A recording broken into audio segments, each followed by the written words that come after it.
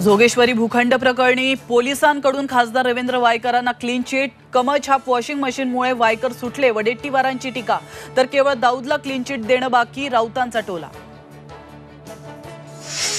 भुजबळांचं ऐकून मराठ्यांवर अन्याय कराल तर 288 पैकी एकही उमेदवार निवडून येऊ देणार नाही, मनोज जरांगेंचा सरकारला इशारा। हिंगोलीतून मराठा आरक्षण जनजागृती रॅलीला सुरुवात। मुंबईतील महायुतीच्या मेळाव्यात अजित पवार फडणवीसांचे कार्यकर्ते प्रवक्त्यांना तंबी, तर महायुतीत विसंवाद निर्माण होणारी वक्तव्य न करण्याची तंबी।